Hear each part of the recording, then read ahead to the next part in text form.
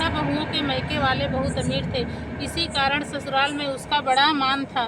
परंतु छोटी के मायके में कोई न था। वह घर का सारा काम काज करती, सबकी सेवा करती, पर कोई भी उससे प्यार नहीं करता था। तभी दुत्कारते थे। तीज त्योहार पर भी जब उसके मायके से कोई नहीं आता तो बहुत दुखी होती। हर वर्ष की तरह इस वर्ष भी करवा चौथ व्रत आया। अन्य बहुओं के मायके से उसके छोटे भाई कारवा लेकर आए, पर छोटी के मायके में यदि कोई होता तो कारवा भी लाता। सास भी छोटी को ही खरी खोटी सुनाती थी। वह दुखी होकर घर से निकल पड़ी और जंगल में जाकर रोने लगी। एक नाग बहुत देर से देख रहा था, उसका रोना सुन रहा था।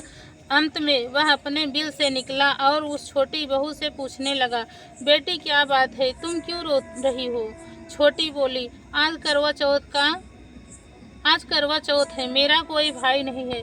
यदि मेरा कोई भाई होता तो आज करवा लेकर आता। नाग की छोटी बहू पर दया आई। नाग ने कहा, बेटी तुम घर चलो, मैं अभी करवा लेकर आता हूँ। थोड़ी देर बाद नाग ससुराल पहुँचा। ससुराल वाले इतना सामान देखकर चकित हो गए। सास भी प्रसन्न हो गई। सास ने प्रसन्न मन से छोटी बहू को नाग देवता के साथ भेज दिया।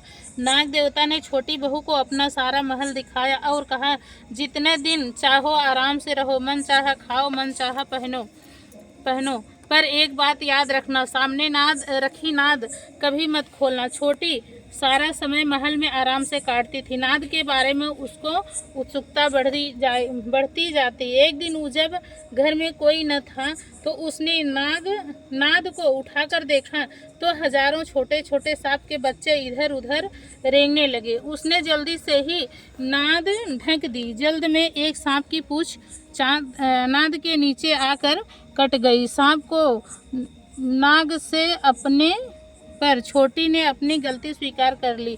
नाग ने भी उसे क्षमा कर दिया। जब छोटी ने ससुराल जाने की इच्छा की तो उसे धन रत्न आदि देकर विदा किया। छोटी के ससुराल में अब उसकी बड़ी इज्जत होने लगी।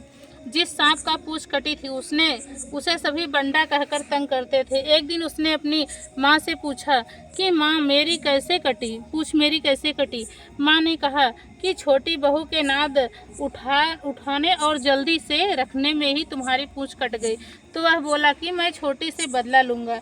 माँ के कहने समझाने पर भी वह एक दिन चुपचाप छोटी के घर जा पहुंचा और मौका पाकर उसे काटने की सोचने लगा। वहां छोटी बहू और उसकी सास में किसी बात पर बहस हो रही थी। तो छोटी कसम खाकर कह रही थी कि मैंने ऐसा नहीं किया। वह कह रही थी कि मुझे बंडा भैया सबसे प्यारा है, मैं उन्हीं की कसम खाकर कहती हूँ, मैंने ऐसा नहीं किया। बंडा ने जब सुना तो सोचने लगा कि जो मुझसे इतना प्यार करती है मैं उसे ही काटने आया। तो वह चुपचाप चला गया। माँ ने पूछा, ले आए बहन से बदला? वह कहने लगा, माँ बहन से कैसा बदला?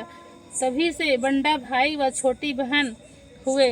भाई प्रतिवर्ष चौथ के दिन करवा लेकर जाता, बहन बड़े प्यार से करवा चौथ का व्रत करती थी। बोलो करवा चौथ माता की जय।